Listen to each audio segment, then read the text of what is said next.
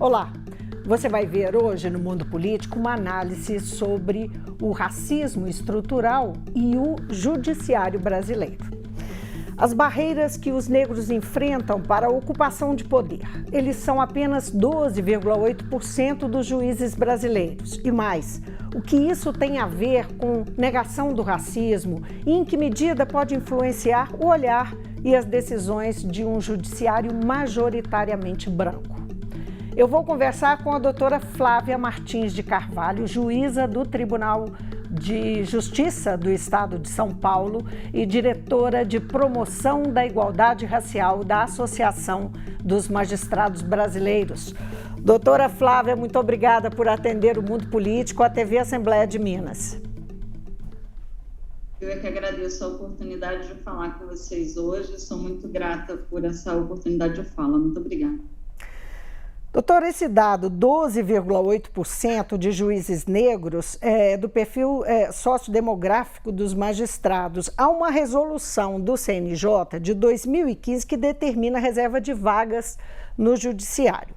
A chegada dos negros na magistratura ficou aquém do esperado de lá para cá. Por quê?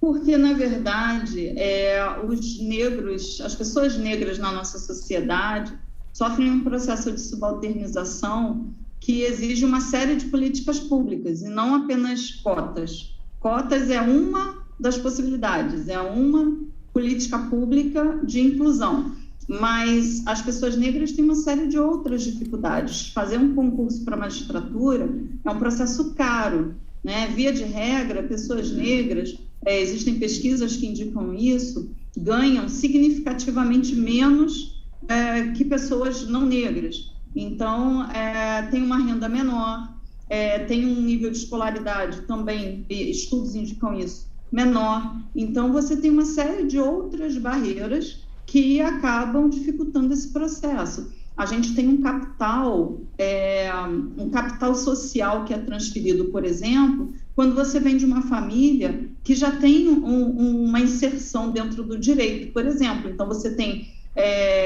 um pai juiz, uma mãe que é promotora, um tio advogado, você respira aquele ambiente jurídico na tua família. As pessoas negras, via de regra, vêm de famílias pobres que não têm essa tradição jurídica, digamos assim. Então, elas por elas, né? Eu digo, são elas por elas mesmas buscando uma inclusão. E isso, obviamente, torna o processo mais difícil. Esse nível de dificuldade é expresso também porque existe o concurso público específico, por exemplo, no caso dos magistrados, dos juízes, não é? Não é só o concurso público para o judiciário, mas tem o que é focado no trabalho do juiz. Esse concurso público, ele é muito concorrido? Ele é muito concorrido. O concurso que eu fiz, por exemplo, foram mais de 20 mil candidatos inscritos, né? Para mais ou menos foram 87 aprovados, 90 aprovados, um pouquinho menos, 87 aprovados. Então, veja, de 20 mil inscritos, somente 90 chegaram a lograr êxito no concurso. No meu concurso foram 13 pessoas negras aprovadas, mas o concurso tinha quase 300 vagas. Então, meu concurso foi um concurso que teve sobra de vaga. O que eu quero dizer não é a concorrência por si só que torna o concurso para a magistratura um concurso difícil. É o concurso em si. Os concursos da magistratura, muito comumente, sobram vagas, né? Então, não é a concorrência o que faz o concurso difícil, é o próprio grau de conhecimento e o rigor do concurso que torna um processo difícil e que é necessário, claro, esse rigor. A gente pode discutir uma série de questões relacionadas ao concurso público para a magistratura e, sem dúvida nenhuma, há coisas que podem ser melhoradas no processo de seleção, mas é necessário que haja um rigor, porque o trabalho do magistrado e da magistrada exige realmente um preparo muito grande, né? Então, a qualificação, o conhecimento é necessário. Eu não vou defender uma flexibilização nesse sentido, mas eu acredito que existe muita coisa que pode ser melhorada assim no processo.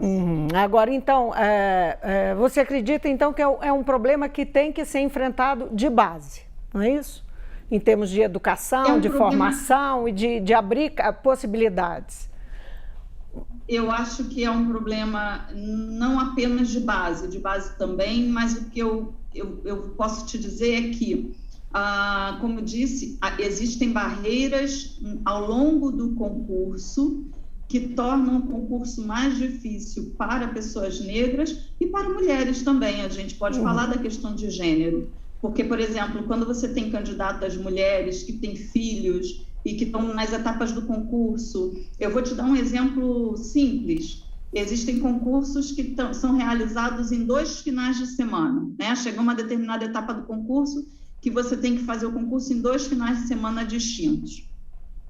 Para uma pessoa de baixa renda, ou para uma mãe, por exemplo, que tenha filhos pequenos, é difícil ela viajar, por exemplo, para fazer um concurso em Minas, ela sendo de São Paulo, ou sendo do Rio de Janeiro, ou de um outro estado qualquer, às vezes até dentro do estado dela mesma. Uma pessoa que é de Minas, uma mãe, vamos imaginar uma mãe que tenha filhos pequenos e que tem que deixar os seus filhos 2 finais de semana seguidos, diferentes, para fazer o concurso. É difícil.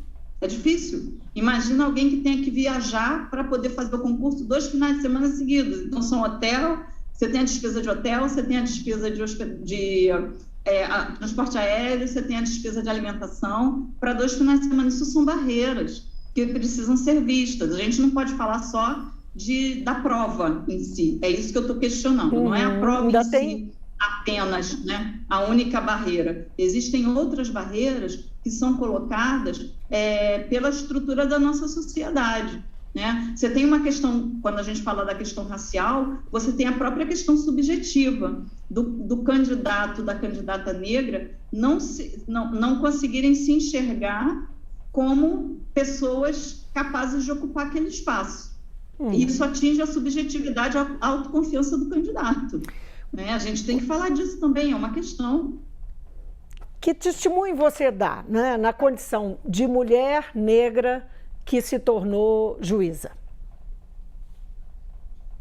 Olha, é um caminho possível, mas é um caminho difícil. E é um caminho que te coloca o tempo todo nadando contra a correnteza, né?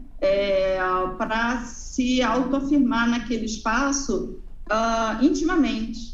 É o que eu sempre falo, né? Eu tive que acreditar muito em mim, porque as pessoas não achavam que aquele espaço era um espaço para mim, que eu chegaria naquele lugar, nesse lugar que eu ocupo hoje. Por quê? Porque a gente não tem referências, né? A gente costuma ver mulheres negras aonde? A gente vai ver mulheres negras provavelmente ocupando espaços de subalternidade. Não é nenhum demérito você ter uma pessoa negra, uma mulher negra empregada doméstica, ou fazendo a limpeza do fórum, ou servindo café. Não há demérito nisso. Mas nós não temos referências de mulheres negras em espaços de poder. Hoje até temos, isso está aumentando. Mas isso faz com que a falta dessas referências faz com que a gente olhe e pense, poxa, será que é para mim? Será que eu vou conseguir chegar lá? Porque eu não estou vendo ninguém igual a mim nesse lugar, né? E a prova tem uma etapa que é oral, é olho a olho com o examinador, e que não examina apenas conhecimento técnico, né? A última etapa do concurso para a magistratura é uma etapa que avalia se o candidato ou a candidata tem perfil para ocupar esse lugar. Né? Então, mas isso é subjetivo mesmo, né? Isso, e é nisso que eu quero chegar. Quando a gente pensa assim, essa última etapa vai avaliar, sabe, o perfil do candidato? Tem perfil para ser juiz? Tem perfil para ser juíza? Quando a gente pensa nisso atravessado pelo racismo, pelo machismo de uma sociedade, o que a gente vai ter quando a gente olha para uma mulher negra? Aqui, ó, sentada na sua frente, pleiteando ser juíza.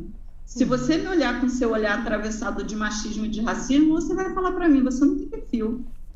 Não tem perfil porque no seu imaginário construído não é uma coisa individual apenas. O que eu estou dizendo é dentro de uma sociedade estruturalmente machista e racista. Você vai olhar para mim e você não identifica, entende o que eu quero dizer? Sim, você não identifica a minha imagem como alguém que esteja... Se a avaliação é subjetiva, permite também a subjetividade de quem avalia. Seria isso? Exatamente, exatamente. Aí a gente vai para um outro ponto, que é da importância da gente ter uma magistratura plural, porque as bancas examinadoras são formadas predominantemente por homens brancos. Nós tivemos 2 mulheres negras, desde a Constituição de 88 até hoje, nós tivemos 2 mulheres pretas e 16 pardas. Salvo engano, se a minha não me falha a memória, 18 mulheres negras desde 88 até hoje nos concursos realizados na magistratura do Brasil inteiro. Então, no nosso imaginário... Deixa eu ver se eu entendi. São 18 mulheres de 88 que entraram que foram aprovadas. Não, perdão. Ah, bom. Então... De 88 até hoje, nós tivemos vários concursos de magistratura. Sim. Né?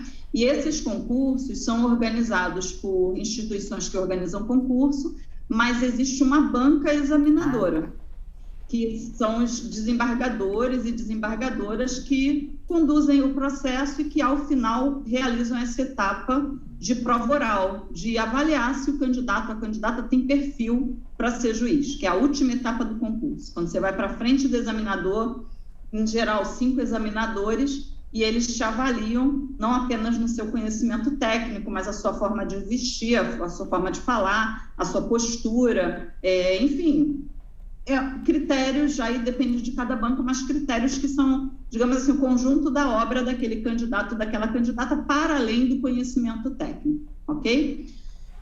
Essas bancas examinadoras, o que eu quis dizer é que nós tivemos mulheres pretas e pardas nos últimos anos, de 88 até agora, nós tivemos 2 mulheres pretas e 16 pardas nos diversos concursos de 88 até hoje.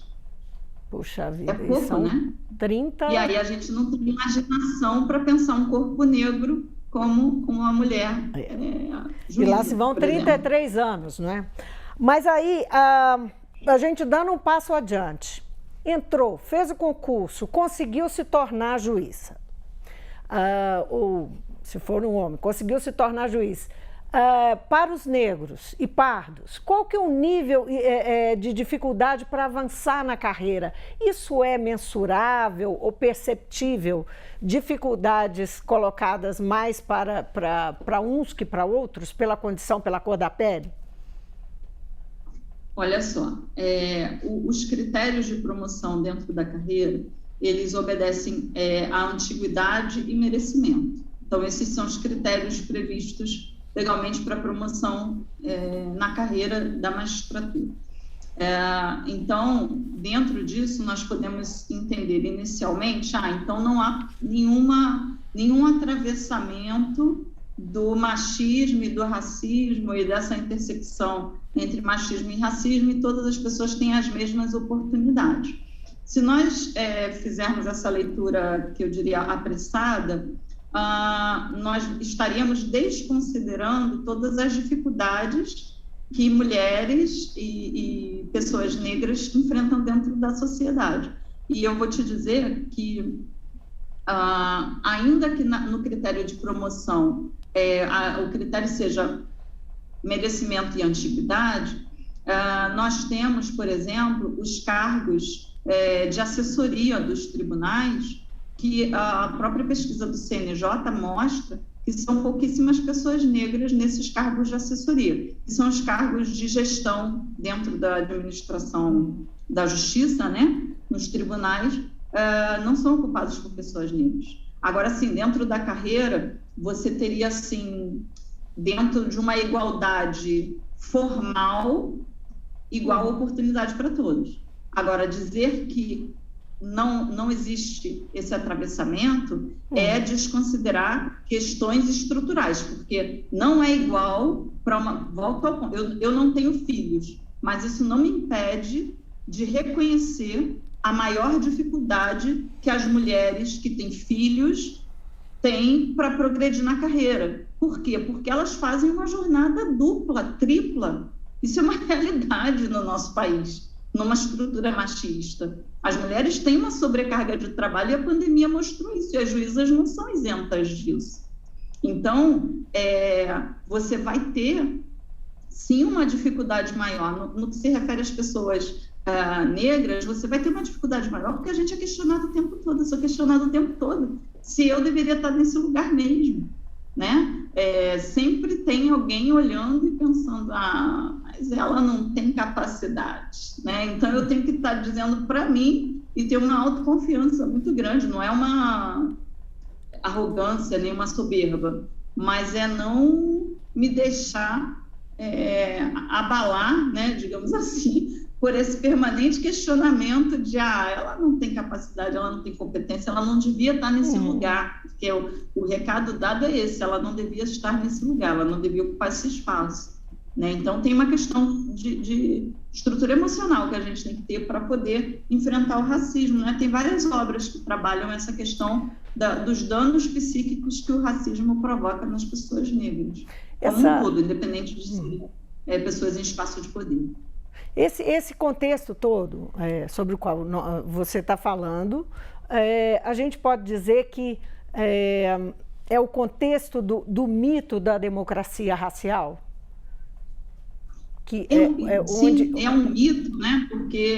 Porque qual é a ideia, né? A gente ouve falar aí, algumas pessoas dizem, mas no Brasil não tem racismo, a gente convive harmonicamente. Harmonicamente, quando a gente fala harmonicamente, em que sentido? Porque se a gente tem 56% da população hoje de pessoas autodeclaradas pretas e pardas, e a gente tem 12% da magistratura, quer dizer, é uma carreira de topo, né, dentro da nossa sociedade, eu não tenho nenhuma dúvida disso, que é uma posição de privilégio. E aí a gente tem 12% de pessoas negras, pouco mais de 12%, quase 13%. Então, isso é democracia, porque democracia prevê pluralidade, igualdade. Isso é democracia. Nós não temos uma democracia racial, né? As pessoas negras, elas ocupam posição de subalternidade, predominantemente. Então, é uma democracia o quê? Porque a gente não está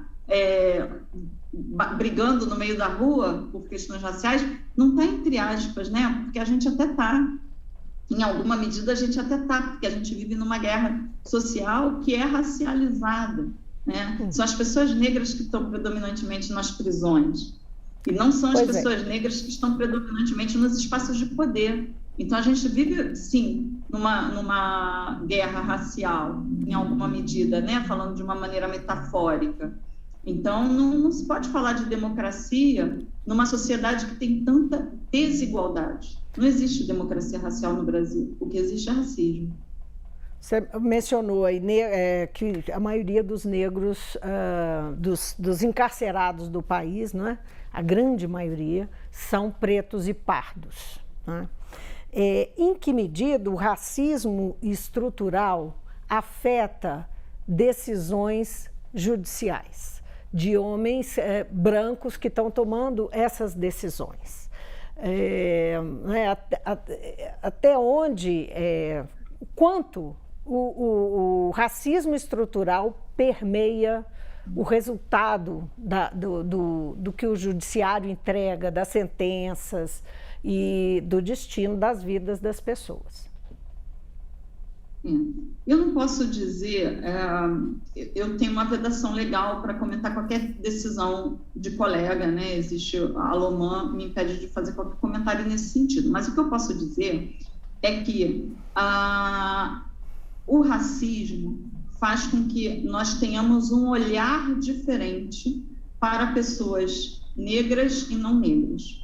Esse olhar diferente é um olhar que trata com maior rigor pessoas negras e não negras. E isso não é Flávia falando, as pesquisas mostram isso, né? A Defensoria tem pesquisas nesse sentido, a academia, né, o meio acadêmico tem pesquisas nesse sentido que indicam que pessoas negras são punidas, as penas aplicadas a pessoas negras são penas mais severas para o mesmo crime do que de pessoas não negras.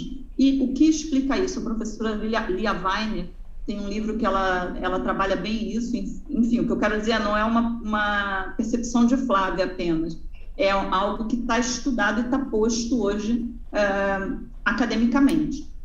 Essas pesquisas mostram o seguinte, que o juiz, a cara da nossa magistratura hoje é de homens brancos, né? A nossa magistratura é predominantemente de homens brancos de classe média alta. Então, quando existe um réu que se assemelha, que se aproxima, é como se houvesse um processo de identificação, de reconhecimento.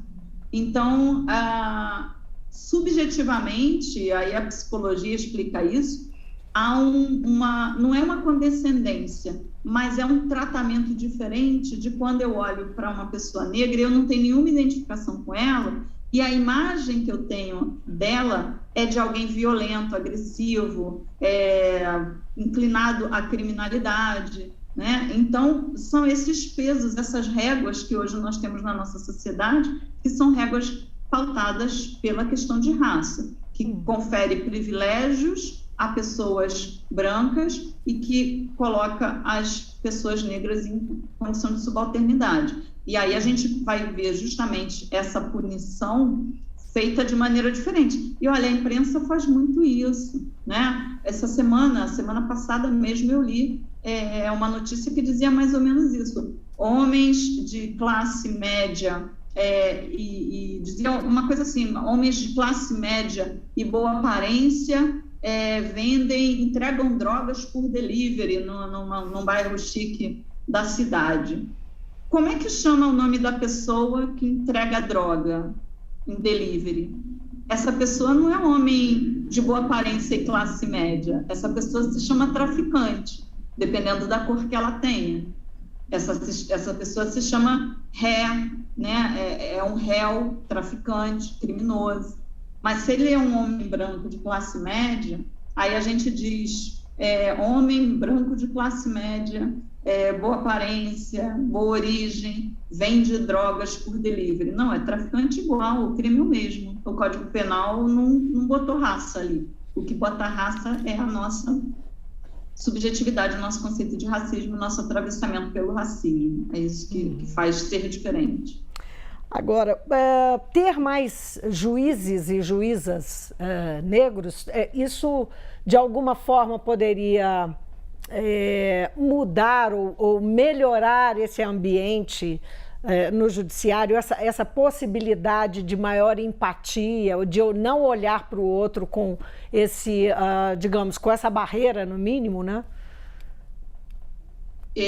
Nós entendemos que sim, eu entendo que sim e defendo isso, porque por uma série de questões. A primeira delas é a própria questão da democracia, né? Se nós queremos uma sociedade verdadeiramente democrática, e se queremos realmente uma democracia, dizer que o Brasil vivencia uma democracia racial, então nós temos que ter diversidade dentro do judiciário. E nós não temos hoje, né? Nós temos uma magistratura, como disse, predominantemente formada por homens brancos. Mais de 80% da magistratura é de pessoas brancas, né? 12% são negros, mas tem indígenas, tem amarelos, enfim, mas a maioria, mais de 80% são pessoas brancas. E dessas pessoas brancas, a maioria também na magistratura é de homens, quase 70% homens. Então, esse é o perfil da nossa magistratura hoje. A gente não pode chamar isso de uma magistratura plural. Então, falta essa representatividade. E a falta dessa representatividade faz com que a gente veja o mundo, a gente vê o mundo a partir do nosso lugar no mundo. E qual é o lugar no mundo da magistratura? É esse lugar, de homens brancos de classe média alta. É daí que a magistratura olha para a sociedade. Então, qual a importância de nós termos pessoas mais diversificadas dentro da magistratura? A gente vai ter um alcance maior da realidade da nossa sociedade, porque são experiências diferentes. As experiências vividas por pessoas negras, por corpos negros, são muito diferentes das experiências vividas por pessoas brancas, sabe? Eu não entro num canto de farmácia sem ter todo um cuidado de demonstrar que eu não vou pegar um esmalte e jogar dentro da bolsa, porque eu já cansei de entrar na farmácia para pegar uma acetona no cantinho. Eu gosto de dar esse exemplo, porque a farmácia tem sempre aqueles cantinhos, né? Lá no final da farmácia, onde você tem uma acetona, um esmalte, e toda vez que eu vou naquele cantinho, tem um segurança colado em mim, porque acha que eu vou jogar um esmalte dentro da bolsa, uma acetona, sei lá, pegar um palito de fazer unha. Então, essa experiência talvez não seja alcançada por pessoas que não são atravessadas pelo racismo, né? Então, eu não entro numa loja de shopping para atender meu celular sem indicar antes que, olha, eu estou abrindo a bolsa, mas não é para botar nada dentro, que meu celular está tocando aqui. Sabe, a gente já faz todo um movimento, as pessoas negras já estão habituadas a fazer todo um movimento para demonstrar que elas não vão praticar nenhum crime.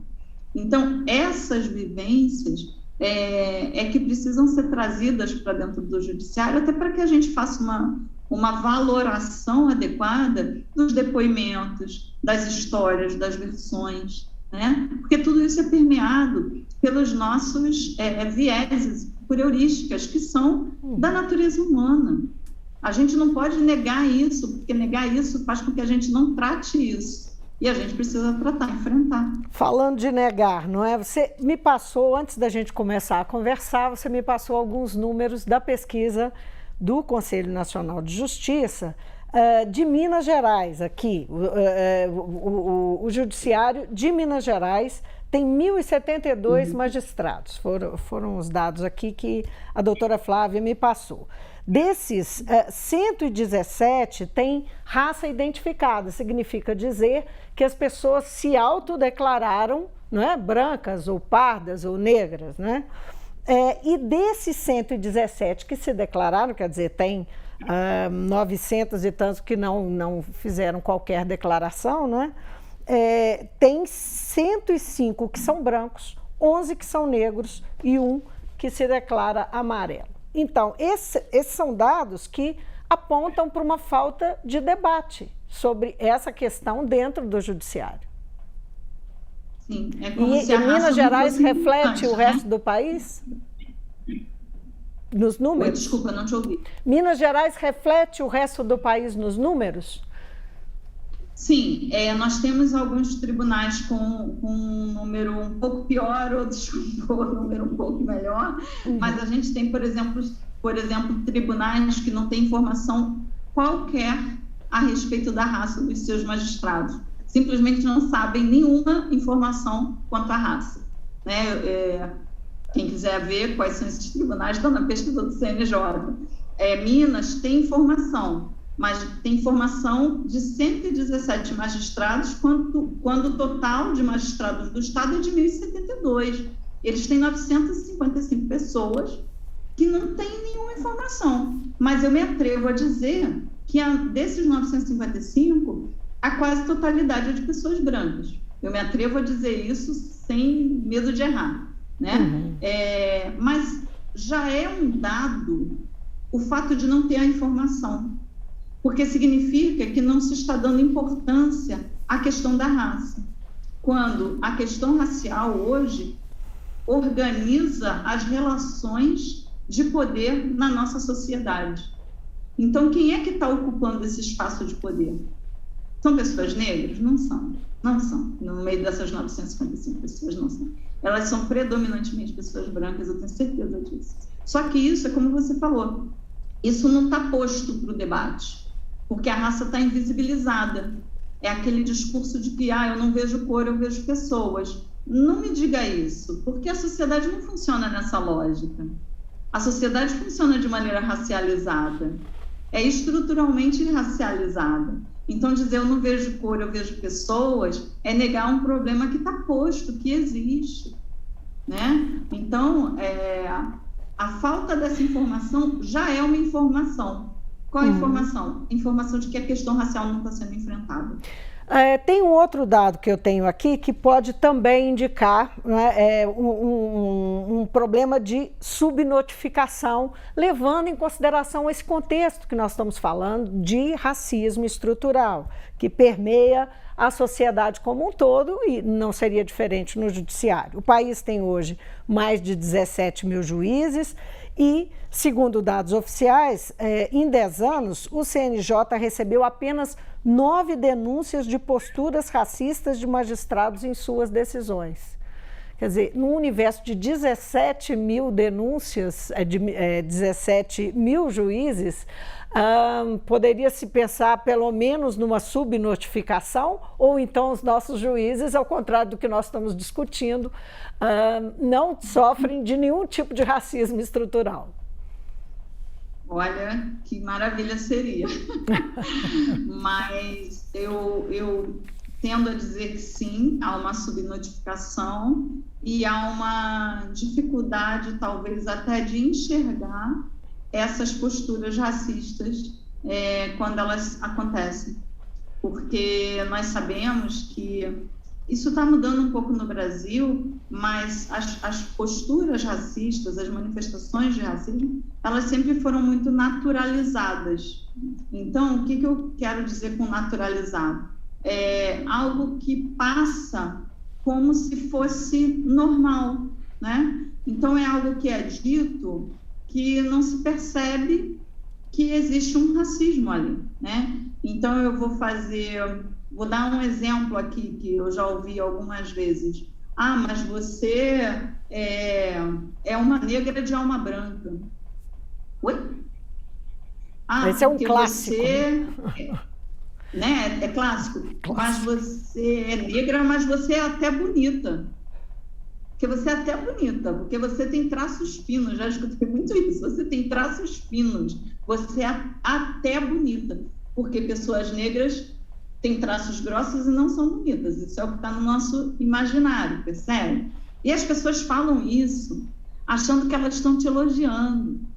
Elas não se dão conta do racismo que está implícito nas suas palavras. E é para isso que a gente precisa despertar. E isso também vai acontecer nas decisões judiciais. Muitas vezes elas podem ter um viés racista que não é sequer percebido. Porque o racismo ele requer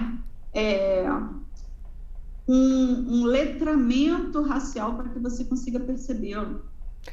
De um modo geral, tá? As pessoas... Porque nós naturalizamos tanto o racismo, a nossa sociedade, nós crescemos nessa sociedade estruturada com diferença racial, né?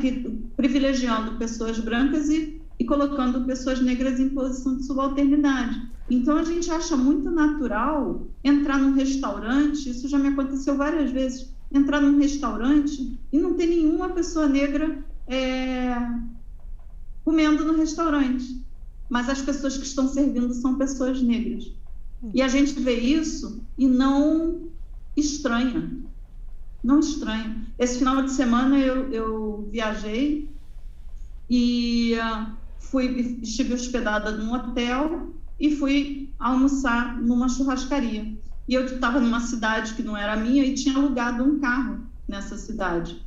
E as 2 vezes que eu parei, tanto quando eu cheguei no hotel, quanto quando eu parei na churrascaria, as pessoas vieram perguntar qual era o passageiro que eu fui buscar.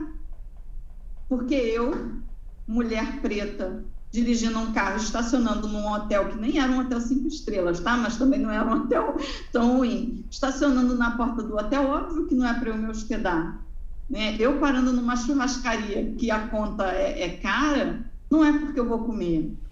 Percebe? E as pessoas fazem isso, olham para mim, me tratam desse jeito e tudo bem. E elas naturalizam isso. Esse é o treinamento que eu acho que a gente precisa começar a despertar. Perceber que não é normal que eu chegue na porta de um hotel de carro e que perguntem para mim: a senhora veio buscar que passageiro? Eu não vim buscar passageiro nenhum, quero só estacionar meu carro. Dá para chamar uma manobrista para pegar a chave do carro? sabe? Quando eu chego na porta da churrascaria, ao invés de carro, ao invés de vir um manobrista para pegar o carro, porque, afinal de contas, eu sou uma cliente em potencial da churrascaria, eles vêm me perguntar qual é o passageiro que a senhora está esperando, sabe? Por que isso acontece? Porque é naturalizado.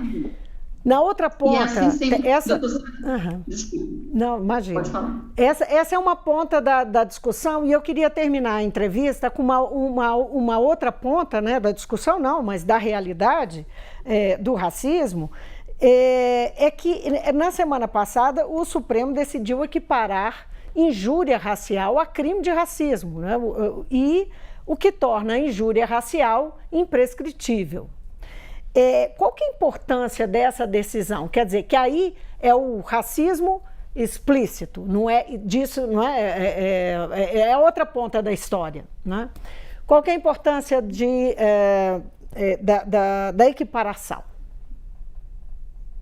O direito penal, a gente que estuda o direito, né, a gente sabe que o direito penal, a gente que é a última ratio, é o remédio mais amargo para tratar dos males da nossa sociedade.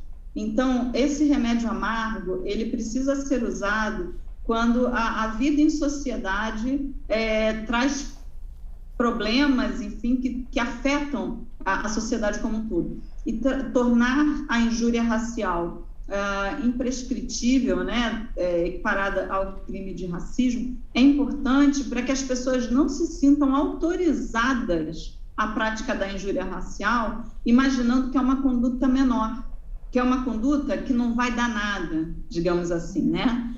Não, vai trazer consequências, vai trazer responsabilização criminal e pode ser que a questão da prescrição, né, não é atingida pelos efeitos do tempo. Então, ainda que passe muito tempo, ainda que se demore a provar, ainda que a própria vítima, enfim, por razões, às vezes, de foro íntimo, não vai de imediato buscar a justiça, aquela conduta vai ser punida. Então, é importante para constranger esse tipo de comportamento.